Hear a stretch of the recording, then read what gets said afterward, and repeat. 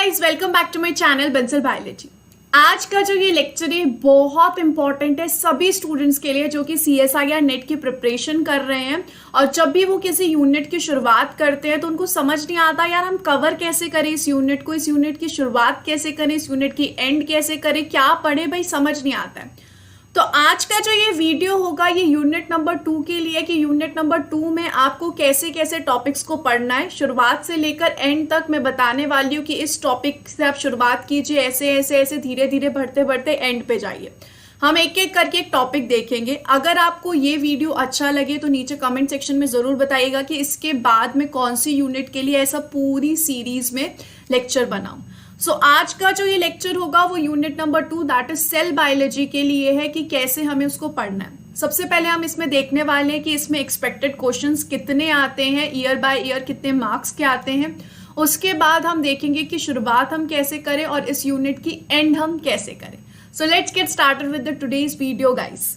सबसे पहले इसमें अगर हम देख लें कि इस यूनिट में से क्वेश्चंस कितने आते हैं, सेल बायोलॉजी वाली यूनिट से क्वेश्चन कितने आते हैं, तो पार्ट सी में आप करीब 7 क्वेश्चंस के करीब एक्सपेक्ट कर सकते हैं इस यूनिट से क्वेश्चंस।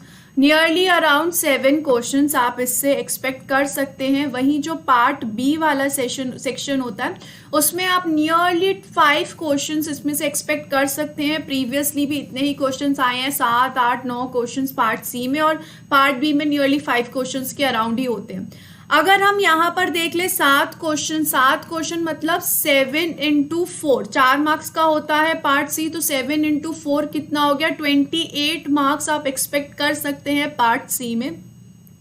वहीं पार्ट बी की बात करें तो 5 इंटू 2 दैट इज 10 मार्क्स।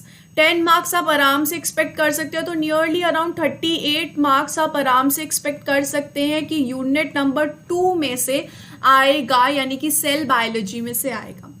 अब अगर मैं इस यूनिट की बात करूं तो ये सिर्फ यूनिट नंबर 2 ही नहीं है, यूनिट नंबर 2 और यूनिट नंबर 4 का कॉम्बिनेशन होता है। ये मैं बता दूं 38 मार्क्स जो है ये सबसे ना मिनिमल है, इसमें से ज़्यादा ही आएगा, इससे कम तो नॉर्मली नहीं देखा जाता है सेल बायोलॉजी वाली यूनिट से, इसलिए ये बहुत इंपॉर्टेंट यूनिट है। जैसा कि मैं कह रही थी कि इस यूनिट नंबर 2 में हम सिर्फ यूनिट नंबर 2 को नहीं देख रहे, यूनिट नंबर 4 के भी पार्ट को देख रहे हैं। मतलब क्या है कि यहाँ पर ये जो है यूनिट नंबर 2 सेल बायोलॉजी की गिवन है हमारे सीएसआई या नेट के सिलेबस में। इसमें जो हम इस पूरे सीरीज में कंसीडर करेंगे वो होगा ये वाला पार्ट, ये वाला पार्ट, ये वाला पार्ट एंड ये वाला पार्ट।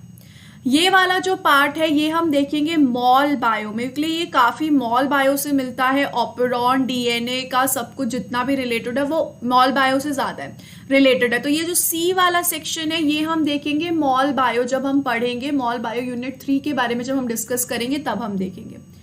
वहीं इसके साथ साथ जो यूनिट नंबर 4 है उसमें क्या क्या होता है, उसमें आता है सेल सिग्नलिंग जो कि सेल बायोलॉजी का पार्ट हम समझ सकते हैं। Cellular communication once again cell biology का पार्ट हम समझ सकते हैं। कैंसर बायोलॉजी वंस अगेन हम सेल बायोलॉजी का पार्ट ले सकते हैं। तो ये तीनों चीजें प्लस यहाँ पर ये दोनों सेक्शंस एंड ये 2 सेक्शन, मतलब टोटल 7 सब यूनिट्स हम कंसीडर करेंगे सेल नंबर यूनिट नंबर 2, या फिर आप बेसिकली कह सकते हैं सेल बायोलॉजी। और इनको कैसे पढ़ना है टॉपिक वाइज टॉपिक हम आज के लेक्चर में वो देखने हैं। अब हम शुरुआत करते हैं कि कैसे हमें पढ़ना है इस पूरे टॉपिक्स को। लेकिन शुरुआत करने से पहले मैं आप लोगों को बता दूं कि अगर आपको कहीं से भी लगता है कि हमारा जो बेस है वो थोड़ा सा वीक है, सेल बायोलॉजी इतने अच्छे से आती नहीं है, बेसिक्स पता नहीं है ऑर्गेनल्स वगैरह के बारे में, तो आई वुड सजेस्ट यू कि सबसे पहले आप क्या कीजिए, सबसे पहले आप 11th क्लास की एनसीईआरटी लीजिए। उसमें चैप्टर नंबर 8 है cell the unit of life. उसको एक बार पढ़ लीजिए, ज़्यादा टाइम नहीं लगेगा, 3-4 आवर्स ही लगेंगे, किसी को सिर्फ 2 घंटे ही लगेंगे उसको ख़त्म करने में। तो पहले एक बार वो चैप्टर्स पढ़ लीजिए, उस चैप्टर से आपको ना बेसिक आइडिया मिल जाएगा, क्योंकि उसी चैप्टर का इलेबोरेशन होता है एक तरह से बीएससी, एमएससी और हमारे सीएसआईआर नेट में। तो एक तरह से वो आपका बेस बना देगा। ज़्यादा टाइम मत लीजिएगा, फटाफट पढ़ के उसको ख़त्म कीजिए। उसके बाद जो अब मैं आपको बता रही हूँ वैसे स्टेप लेते जाइएगा। सबसे पहले जब आप शुरुआत करेंगे सेल बायोलॉजी में तो सबसे पहले आपको पढ़ने होंगे मॉडल्स के बारे में। मॉडल्स यानी कि किसका मॉडल, प्लाज्मा मेम्ब्रेन का मॉडल। बहुत इंपॉर्टेंट टॉपिक है सीएसआईआर नेट के पॉइंट ऑफ व्यू से या गेट के पॉइंट ऑफ व्यू से, आईआईटी जैम के पॉइंट ऑफ व्यू से, कि प्लाज्मा मेम्ब्रेन का आपको मॉडल पता होना चाहिए। जो मोस्ट इंपॉर्टेंट होता है वो है फ्लूइड मोज़ैक मॉडल।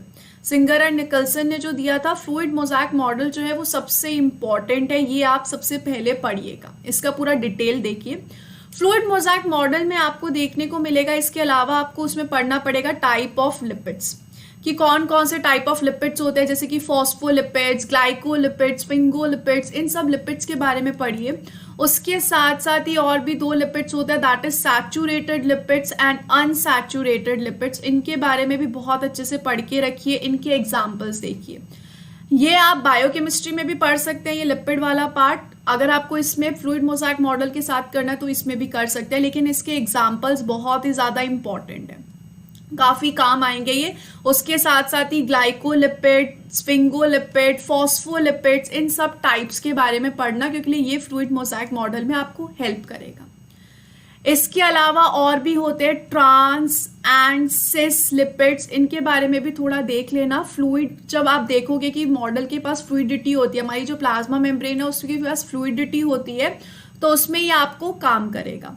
उसके साथ साथ ही इसमें और आता है कि मेल्टिंग पॉइंट क्या होगा, किस टेम्परेचर पे जो प्लाज्मा मेम्ब्रेन है वो ज़्यादा स्टेबल होगी। अगर हम टेम्परेचर बढ़ाएंगे तो प्लाज्मा मेम्ब्रेन स्टेबल है, टेम्परेचर घटाएंगे तो प्लाज्मा मेम्ब्रेन स्टेबल है या नहीं है, कौन सा लिपिड होना चाहिए अगर स्टेबल रखनी है। तो इस सब हिसाब से थोड़ी बेसिक सी चीज़ें मैं आपको बता रही हूँ, इन सबको अच्छे से आपको कवर करना है। इसके साथ साथ ही यहाँ पे कोलेस्ट्रॉल का रोल आता है, कि कोलेस्ट्रॉल कैसे रोल प्ले करता है प्लाज्मा मेम्ब्रेन की फ्लूइडिटी मेंटेन करने में, तो ये चीज़ भी आपको बहुत अच्छे से पता होनी चाहिए। इसी तरीके से आप देखेंगे कि जो प्लाज्मा मेम्ब्रेन है उसमें जो लिपिड्स मॉलिक्यूल है वो डिफ्यूजन शो करते हैं, तो उसमें आता है flip diffusion, flop diffusion, lateral diffusion, इस हिसाब से आएंगे। उसमें प्रोटीन्स आएंगे, चैनल्स आएंगे, ये सब भी आपको डिफ्यूजन इसके बाद आपको पढ़ना है। इसके अलावा यहाँ पर एक बहुत इंपॉर्टेंट टेक्निक देखने को मिलेगी, दैट इज फ्रैप टेक्निक। ये एक टेक्निक है, ज़्यादा लंबी नहीं है, बहुत सिंपल सी है, लेकिन इसके बारे में भी पता होना चाहिए, CSIR नेट में इससे रिलेटेड क्वेश्चंस पूछे जाते हैं। तो ये सबसे पहले आपको पढ़ना है, सारे लिपिड्स के बारे में सबसे पहले आपको पढ़ना है, और प्लाज्मा मेम्ब्रेन कैसे फ्लूइडिटी शो करती है ये सब आपको पढ़ के कंप्लीट करना है। आफ्टर दैट अगर हम इसके बाद देखें तो इसके बाद इसमें आता है प्रोटीन्स के बारे में, ठीक है, क्योंकि हमें पता है प्लाज्मा मेम्ब्रेन 2 चीज़ों की बनी होती है, lipids and proteins. If you don't know then it's not a problem, आपको धीरे धीरे पता चल जाएगा। तो इसमें आपको प्रोटीन्स देखना है कि प्रोटीन्स किस टाइप के होते हैं, क्या क्या टाइप होते हैं, जैसे कि इंटीग्रल प्रोटीन्स होते हैं, पेरिफेरल प्रोटीन्स होते हैं, तो इनके बारे में आपको थोड़ा बहुत जानना पड़ेगा, इनकी डिटेल देखनी पड़ेगी, इनके एग्जाम्पल्स आपको देखने पड़ेंगे, दैट विल हेल्प यू, कि आपको एग्जाम में वो हेल्प करेगा, इससे रिलेटेड क्वेश्चंस आते हैं। वैसे ही कि ये जो प्रोटीन्स है वो किस तरीके से डिफ्यूजन शो करते हैं, प्रोटीन्स का भी क्या होता है, प्लाज्मा मेम्ब्रेन में डिफ्यूजन होता रहता है, तो उससे रिलेटेड आपको पूरा कॉन्सेप्ट पढ़ना होगा। तो जब आप ये पढ़ लेंगे, प्रोटीन्स के बारे में पढ़ लेंगे और लिपिड्स के बारे में पढ़ लेंगे, प्लाज्मा मेम्ब्रेन के बारे में पढ़ लेंगे, तो ये आपका एक पूरा वो जो मॉडल है वो वाला पार्ट पूरा कर देगा। इसी में से ही CSIR नेट क्वेश्चंस पूछता है। इसके बाद जो नेक्स्ट टॉपिक आएगा वो होगा ऑस्मोसिस। बहुत ही छोटा सा टॉपिक है, ज़्यादा सर खपाने वाला नहीं है, बिल्कुल इजी है, जो हम बेसिक पढ़ते हैं बस वही, लेकिन उसके बारे में आपको पता होना चाहिए। एंडो ऑस्मोसिस क्या होता है, एक्सो ऑस्मोसिस क्या होता है, बहुत ही सिंपल सा कॉन्सेप्ट, बस बेसिक आपको पता होना चाहिए इन दोनों के बारे में। उसके बाद जो एक बहुत इंपॉर्टेंट टॉपिक आता है इसके बाद वो होगा ट्रांसपोर्ट के बारे में, बहुत ज़्यादा इंपॉर्टेंट है, मैं आप लोगों को बता दूं, that is transport. Now if we see regarding transport, जो कि जैसा मैंने कहा एक बहुत इंपॉर्टेंट टॉपिक है, तो ट्रांसपोर्ट में आपको क्या क्या देखना है। ट्रांसपोर्ट 2 टाइप का हो सकता है। बेसिक मतलब क्या, ट्रांसपोर्ट यानी कि सेल से बाहर और सेल से अंदर हमें किसी चीज़ को ट्रांसपोर्ट करना है, तो वो कैसे होगा। 2 तरीके होते हैं, एक पैसिव ट्रांसपोर्ट होता है और एक एक्टिव ट्रांसपोर्ट होता है, तो इसके बारे में आपको अच्छे से पता होना चाहिए। पैसिव ट्रांसपोर्ट में भी टाइप होते हैं, एक होता है सिंपल डिफ्यूजन और एक होगा फैसिलिटेटेड डिफ्यूजन, जिसमें हमें फैसिलिटी प्रोवाइड करनी पड़ेगी, तो ये आपको पता होना चाहिए। इसी हिसाब से एक्टिव ट्रांसपोर्ट भी 2 टाइप का होगा, एक प्राइमरी एक्टिव ट्रांसपोर्ट होगा, एक सेकेंडरी एक्टिव ट्रांसपोर्ट होगा, तो इसके बारे में आपको पढ़ना है। इसके अलावा यहाँ पे ट्रांसपोर्ट में चैनल्स एंड कैरियर्स के बारे में पढ़ना होगा कि वो कैसे हेल्प करते हैं ट्रांसपोर्ट करने में। इसके अलावा इनके एग्जाम्पल्स, कुछ फैसिलिटेटेड डिफ्यूजन के एग्जाम्पल्स, जैसे कि ग्लूट जो है काफ़ी इंपॉर्टेंट एग्जाम्पल है, ऐसे ही बहुत सारे एग्जाम्पल्स भी आपको पता होने चाहिए। ऐसे ही अगर हम आगे देखें तो यहाँ पर जो कैरियर्स होते हैं उनके भी टाइप होते हैं, यूनिपोर्ट, कैरियर्स के टाइप होते हैं यूनिपोर्ट, सिमपोर्ट, इस तरीके से एंटीपोर्ट, ऐसे टाइप्स आपको देखने को मिल जाएंगे। इन टाइप्स के बारे में भी आपको पता होना चाहिए। इसी हिसाब से प्राइमरी एक्टिव ट्रांसपोर्ट क्या होता है, सेकेंडरी एक्टिव ट्रांसपोर्ट क्या होता है, इसके बारे में आपको पता होना चाहिए। प्राइमरी एक्टिव ट्रांसपोर्ट में भी टाइप्स आते हैं, जैसे कि P type, V type, F type, A B C, इस तरीके से बहुत सारे टाइप्स देखेंगे, तो ये सब आपको पता होना चाहिए। इसमें भी एग्जाम्पल्स जो हैं बहुत ज़्यादा इंपॉर्टेंट एक्टिव ट्रांसपोर्ट में, स्पेसिफिकली स्टार मार्क करके जो पंप्स होते हैं, जैसे कि सोडियम पोटेशियम पंप, ये पंप जो है बहुत ज़्यादा इंपॉर्टेंट होते हैं, तो ये आप लोगों को बहुत अच्छे से पता होने चाहिए।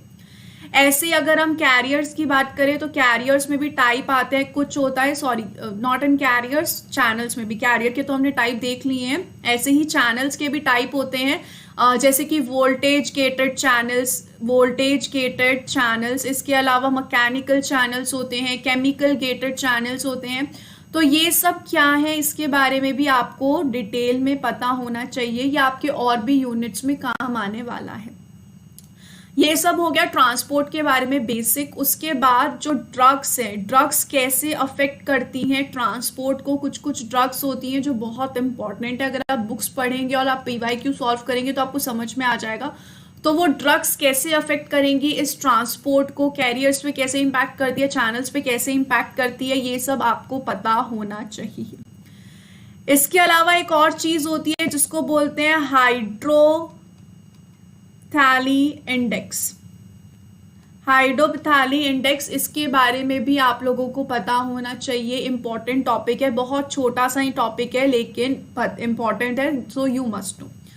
तो जब आप एक बार ट्रांसपोर्ट देख लेंगे तो इससे आपका ट्रांसपोर्ट टॉपिक बिल्कुल कंप्लीट है, बहुत इंपॉर्टेंट टॉपिक है, एक क्वेश्चन आराम से आपको इसमें से मिल सकता है। इसके बाद एक और नया टॉपिक आएगा, वो होगा प्रोटीन टारगेटिंग के ऊपर, बहुत ज़्यादा इंपॉर्टेंट टॉपिक है ये, तो मतलब इसमें से तो क्वेश्चन बनता ही बनता है। प्रोटीन टारगेटिंग में दो चीज़ें होती है, एक होता है को ट्रांसलेशनल टारगेटिंग और एक होता है पोस्ट ट्रांसलेशनल टारगेटिंग। दोनों के बारे में आपको पता होना चाहिए। दोनों में क्या है, प्रोटीन्स को हम टारगेट कर रहे हैं किसी ऑर्गेनल में। को ट्रांसलेशनल टारगेटिंग कहाँ होती है, को ट्रांसलेशनल टारगेटिंग होती है ER में। ER से जो प्रोटीन है वो जाता है गोल्जी में, गोल्जी से वो जा सकता है लाइसोसोम में, या फिर वो जा सकता है प्लाज्मा मेम्ब्रेन में, या फिर वो जा सकता है सेल के बाहर, आउटसाइड सेल। तो ये सब कैसा होता है, ये पूरा जो स्टेप है वो कैसे कैसे हो रहा है आपको ये पता होना चाहिए, ठीक है। तो यहाँ पे मैं जो भी लिख रही हूँ उसका डिटेलिंग यू मस्ट नो। वैसे ही यहाँ पर ER में एक बहुत इंपॉर्टेंट चीज होती है, स्टार मार्क टॉपिक है, that is N linked glycosylation, very important topic, N linked glycosylation. ऐसे ही गोल्जी में होता है O लिंक्ड ग्लाइकोसाइलेशन। तो भाई ये ग्लाइकोसाइलेशन क्या है, एन लिंक्ड है, कैसे है, ये पूरा स्टेप आपको पता होना चाहिए कि हो कैसा रहा है। वैसे अगर हम पोस्ट ट्रांसलेशनल देख ले तो पोस्ट ट्रांसलेशन काफ़ी जगह होता है, ER में होगा, ER के अलावा माइटोकॉन्ड्रिया में होता है, माइटोकॉन्ड्रिया के साथ साथ क्लोरोप्लास्ट में होता है, क्लोरोप्लास्ट के साथ साथ न्यूक्लियस में, न्यूक्लियस के अलावा पेरोक्सिसोम में, इन सभी जगह होता है। इससे रिलेटेड काफ़ी वीडियो, इस प्रोटीन टारगेटिंग से रिलेटेड काफ़ी वीडियो मैं अपलोड कर चुकी हूँ और बाकी वीडियोस जो हैं वो जल्दी अपलोड होने वाले हैं, तो इनको काफ़ी अच्छे से पढ़िएगा, काफ़ी इंपॉर्टेंट है, स्टार मार्क टॉपिक है प्रोटीन टारगेटिंग।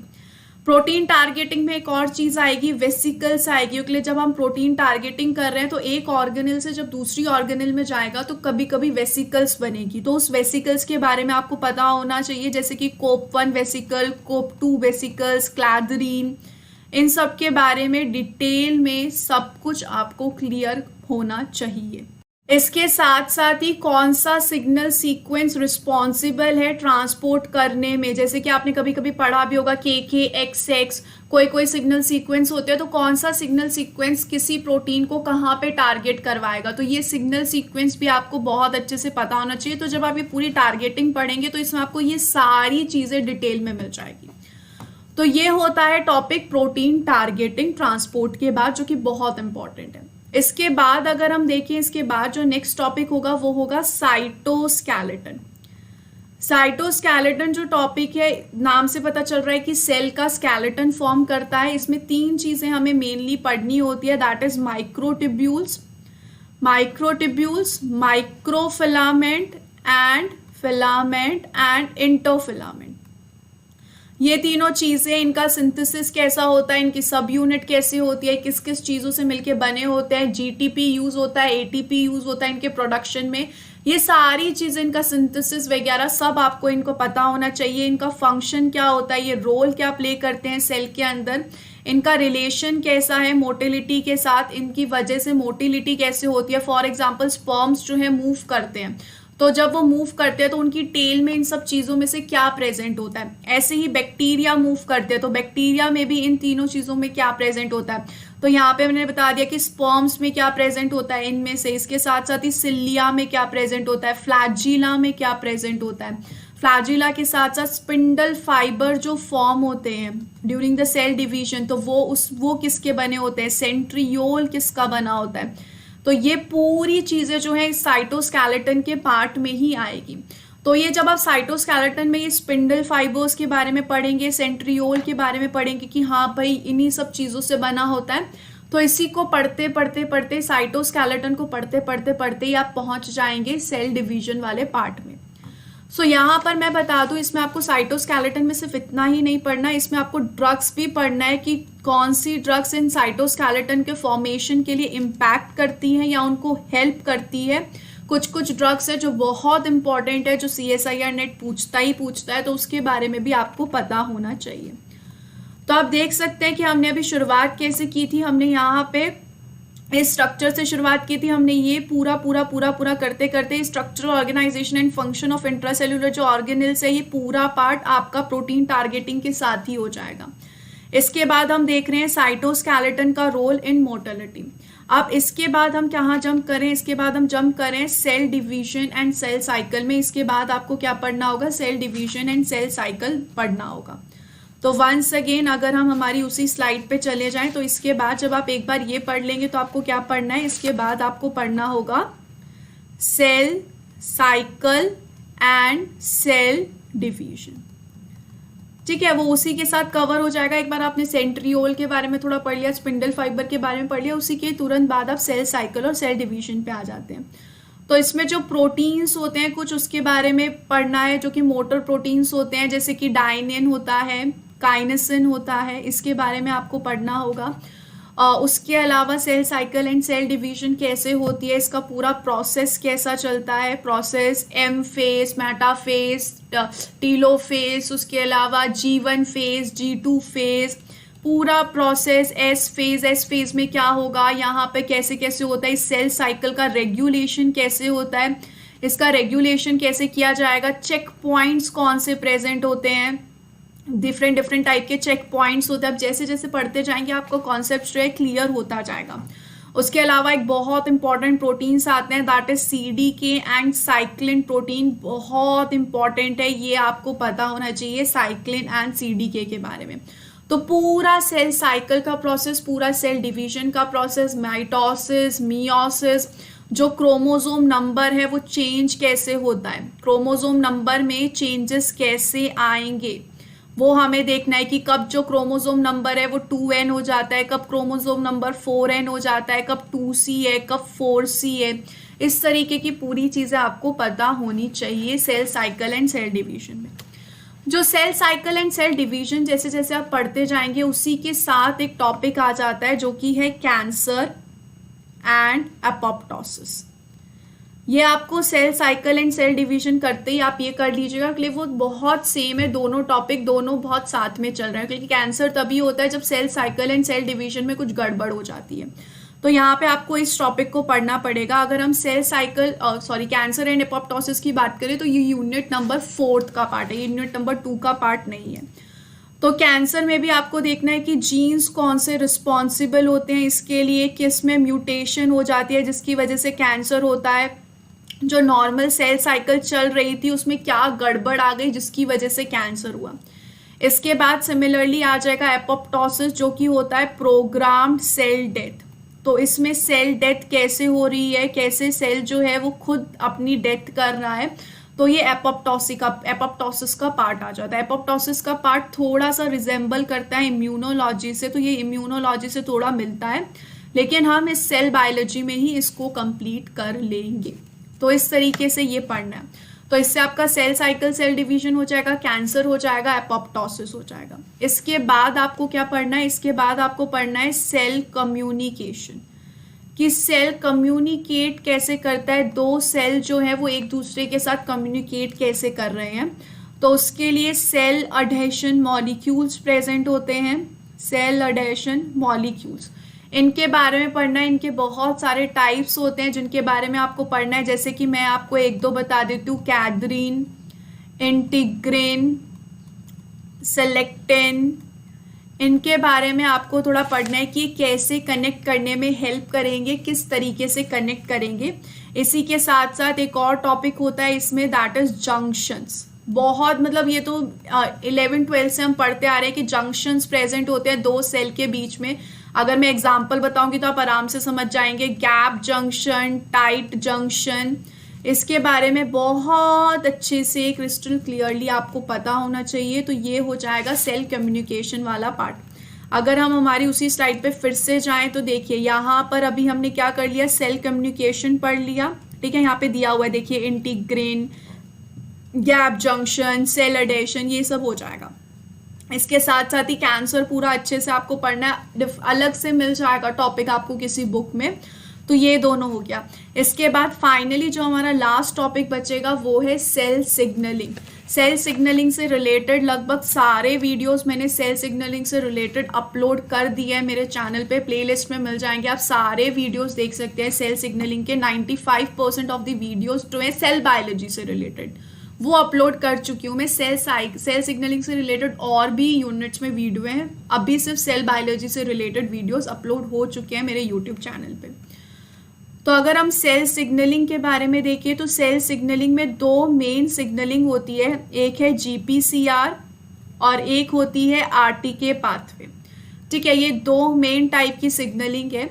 GPCR सिग्नलिंग में भी बहुत सारे पाथवेज आते हैं, जैसे कि PLC pathway, PKA pathway, vision pathway, cholera toxin pathway, NO signalling, इस तरीके से बहुत सारे टाइप्स होते हैं GPCR सिग्नलिंग के। तो सबसे पहले GPR सिग्नलिंग है क्या, उसमें कौन कौन सी सिग्नलिंग होती है, पूरे सिग्नलिंग का पाथवे आपको अच्छे से आना चाहिए, आराम से क्वेश्चंस इसमें बनते हैं।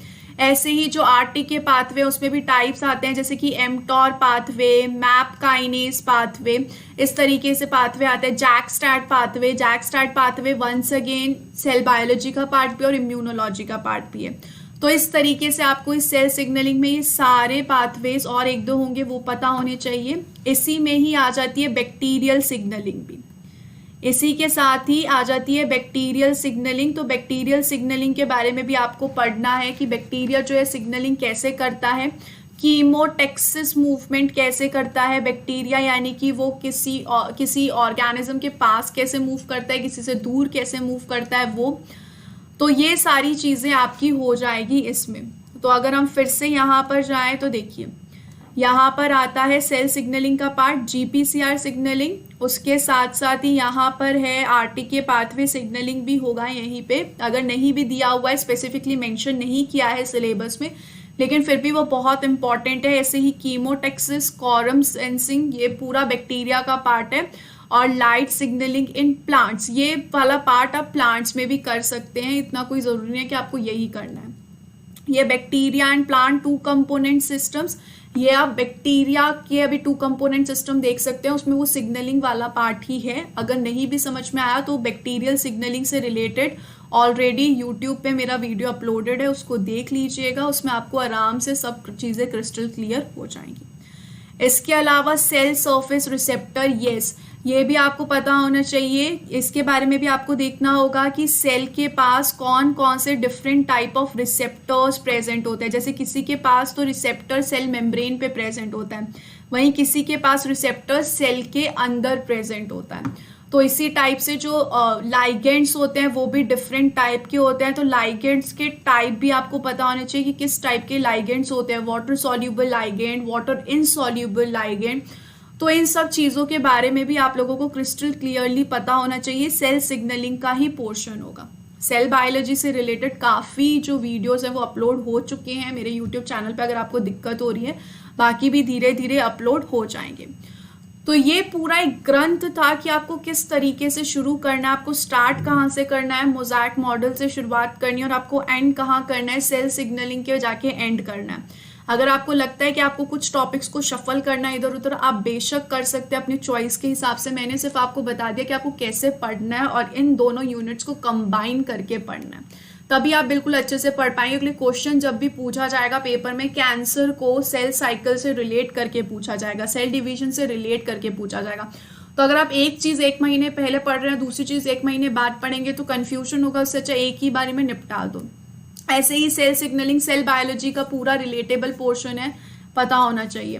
तो ये सब चीज़ें आप एक एक करके पढ़िए, एक एक करके करते जाइए और आप जैसे जैसे खुद पढ़ेंगे तो उस हिसाब से आपको और पता चल जाएगा कि हाँ ठीक है, इसके बाद मुझे क्या पढ़ना है, इसके बाद मुझे क्या पढ़ना है। तो ये एक पूरा बेसिक आइडिया था कि how you have to move during your preparation, आपको किस तरीके से अपनी प्रिपरेशन को कंटिन्यू करना है। इससे related still if you guys have any doubt तो आप नीचे कमेंट सेक्शन में ऑब्वियसली अपना क्वेश्चन पूछ सकते हैं। Till then thank you so much for watching this video. अगर आपको किसी और यूनिट के लिए ऐसा ही वीडियो चाहिए तो obviously you can comment below. So तब तक के लिए guys bye bye, thank you so much for joining, thank you guys, bye bye.